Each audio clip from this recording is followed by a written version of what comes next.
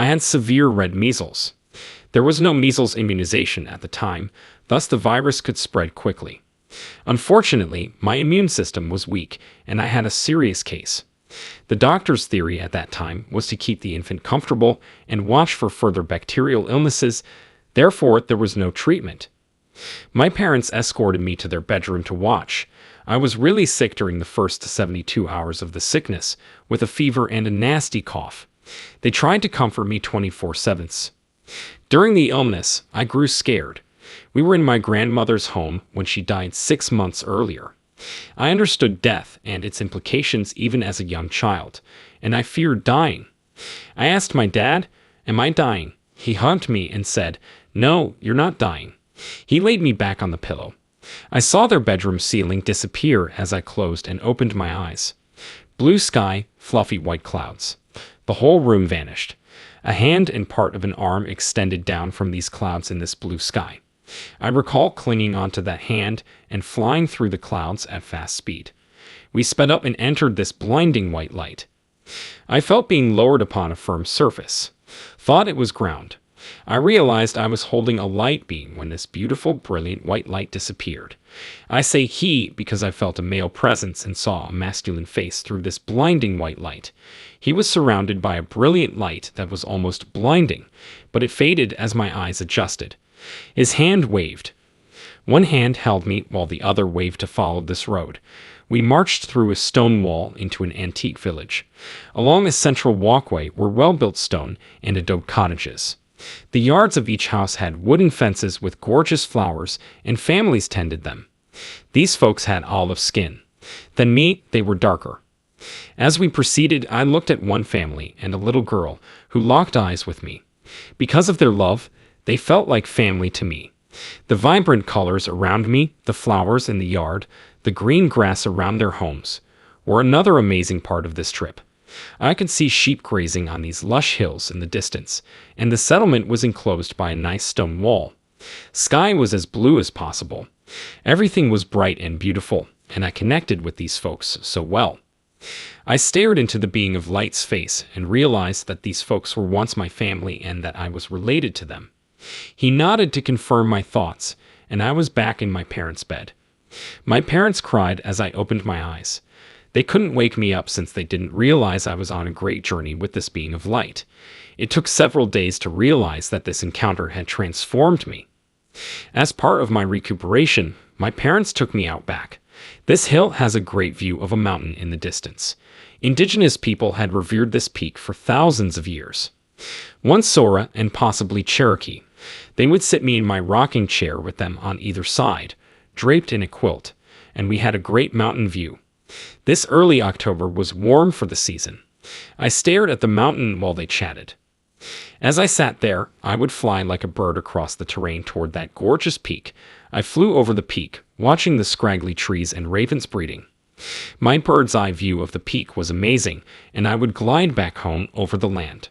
I woke up in my rocking chair, looking at my parents chatting on, unaware of what had happened.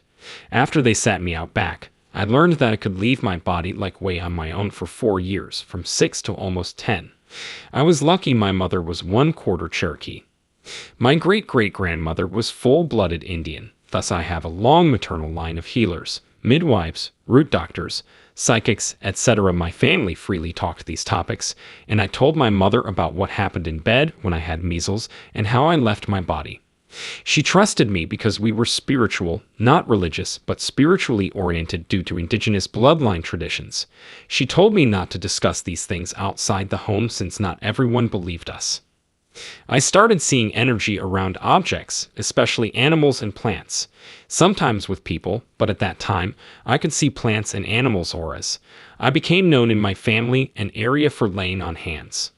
Southern healing involves laying on hands, and I focused on helping ailing plants and animals get better. These refinements helped injuries and illness, but not near-death conditions. As I aged, these skills improved.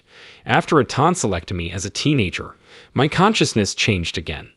In the tonsillectomy recovery room, I went out of body. I sat up, glanced around, and saw all the devices and monitors linked to me and the nurse writing notes. I left my body, walked around the table and room, and my family was brought in, upset. I was wandering about as my body lay there. My mom was praying, my sister was crying, and my brother and sister-in-law were upset at the foot of the bed. Nothing was wrong, but I was confused about what was happening. At that moment, I needed to work hard to get back into my body. Everyone was relieved when I woke up in my room. The 1970s marked the dawn of Aquarius and Enlightenment. After hanging out with a cool group of friends, I started researching numerology, astrology, the I Ching, and palm reading, which interested me because of my childhood, teen, and adult experiences. I got more aware of Edgar Cayce and other like-minded persons and grew interested in the history of the globe and indigenous nations' non-traditional spiritual beliefs. I got graduate degrees in anthropology and archaeology, undergrad degrees in psychology and religion to try to understand this expanded consciousness world I found myself in. I found that spiritualism and consciousness have been studied and wondered about for millennia, so I pursued this. I was in my senior year of college, studying for final exams, stressed out, and working double shifts at a gourmet restaurant. The period was intense. My ulcer was killing me, and I had a history of them. My ulcer was out of control since I ran out of medicine and hadn't seen the doctor. But I was in excruciating discomfort on a Friday night dinner shift. After barely making it through the evening shift, I felt a pop in my stomach, and the discomfort vanished. I was relieved to finish my shift without being doubled over in pain. The next morning, I felt like I had a stomach sickness, but ignored it and went about my day. That evening, I felt worse and more nauseated, but my husband and I had arranged a beautiful meal at a gourmet restaurant, and I didn't want to give that up because finally, I was on the receiving end, not the waiting end. As a waitress, I was excited for dinner. We went out, had a wonderful supper, then I felt sick and had blood in my vomit when I got home. I called my husband to look, but we remembered that I'd had red wine with supper and cherry sauce on my meal, so we dismissed it as blood. We slept. He got up at 6:30 the next morning to go to a flea market, and I wanted to go with him, but my head was pounding, and I was so thirsty I just wanted a huge glass of soda on ice. So I skipped the flea market, and he headed downstairs. I stood up and shouted for a Coke. We'd rarely kept that at home. I said, bring back a soda. I'm really thirsty. I forgot after going to the bathroom. Luckily, he heard me collapse, raced upstairs, and discovered me between the toilet and bathroom wall. Without breathing, my eyes were rolled back or fixed. He lifted me to bed and started CPR. I left. I saw no tunnel, blinding light, or deceased relatives or friends. Standing on the brink of a snow-capped mountain, I saw another across this wide green valley, and a gorgeous range of snow-covered mountains in the distance. Standing on a snowy mountain range, I gazed back into a lush valley with a huge tree in the center. I immediately recognized the Tree of Life. I'm staring at the Tree of Life, which just occurred to me. After that thinking, I was under the tree, like a biblical animal scenario like Bambi. There were no people, just birds singing, tiny critters chirping, squirrels, chipmunks, and rabbits. That tree had elephants, lions, and any other animal you could imagine. My Rottweiler Holly, who had died Thursday before, was among the animals. On Friday night, I felt a tiny pop in my gut since she had died Thursday night, and I was with her. We kept her home because she was sick. She died around 2:00 a.m. at 14. Holly originated from these creatures, but she was just 1 or 2 years old. She looked young again, was shining and healthy, wiggling her little body, and was so delighted to see me. I fell on my knees and grasped her head, crying, and she licked my face. Her body seemed genuine. She was with me, and I was just absorbing in this gorgeous scene with the blue sky, tree, and animals. However, I could hear my husband calling me repeatedly, which was starting to annoy me.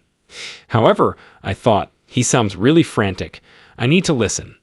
As I did, I swished back up, opened my eyes, and he said, "Don't move. The ambulance is on the way." My consciousness split. Still in my body, I could see him over me and was staring down on the scene from the corner of the room. I saw the paramedics climb the stairs to the second-floor bedroom, enter, and start working on me. I feel this in my body, yet am witnessing this scene. I saw them taking me to the ambulance. I followed myself to the hospital and saw myself in the ER. The split of consciousness was like being in two locations at once, but I'm also in my body. I left my body and stopped feeling what they were doing as they worked on me. From the corner of the room at the ceiling, I could see that they were furious. Bells were going off, and they were lifting my feet and working on my body. Then I had another awareness split. I was back in my body for a while. I saw them bring me into an IQ-like room. After leaving my body, I faded away and went through space and time quicker and faster. I just landed in this gorgeous green garden. I looked down, and the grass is thick and green. The garden had lush trees, flowers, a bench, and a sparkling pool. I entered the water, which vibrated and energized me. It was nearly healing to stay in that water for however long. After leaving the lake, I walked across the garden and saw that bench I'd seen earlier. I sat down, and a Buddhist monk appeared with a round face, smiling, orange garment, robe, bare feet, and precisely shorn hair. Seeing his smile, I connected with him. As he sat down, I realized he was my spirit guide in this garden. He said that I was there for relaxation and rejuvenation, not a last stop, and to be healed. He also told me that I return here between lives to rest, renew, and go on. His scene resembled shimmering. I look out and it shimmers, then it vanishes and I see animals again, all of them in a lush green pasture with trees, like the sight under the tree of life, but multiplied. He told me I will care for animals after I leave this garden of rest and rejuvenation. I help care for the other animals. This made sense to me because I've always loved animals and had a natural urge to heal them as a child. This made sense as one of my roles in my existence between lifetimes. I felt like I was there for a short while. Then that scenario vanished, and we pulled back. I gazed at him again as I looked at that being of light as a 5-year-old, and he nodded his head, and I knew it was time to return to my body. I woke up to find out I'd been in the ICU for 72 hours for a blood transfusion. Things were tense. I had to go through 2 rounds of that, and they had trouble sourcing blood for me because I'm ARG negative. However, my ulcer perforated when I felt that snap, and I bled for 36 hours. I lost over half my blood volume, so it required time to empty my stomach, get the blood out, and discover the bleeder. Endoscopy laser surgery removed that, but transfusing and waking me up took longer. In that 72-hour period, I was in the garden with my spirit guide and experiencing all of this. I didn't notice my surroundings at the hospital till I returned. After leaving the hospital, I changed psychologically, spiritually, and physically. As I saw the energy, vibration, and vitality from my yard's plants, my husband had trouble getting me from the car to the home. I kept looking at these lovely flowers and asking my husband, "Can't you see the life? Can't you see the energy? They're vibrating and shimmering." He just wanted to get me inside and into bed. This benefit from that encounter continued over time. But there was a drawback. I was too enthusiastic to turn on a light switch or lamp without blowing the bulb. To grab cans from the grocery store shelf would stun me. Pain prevented me from food shopping for a year.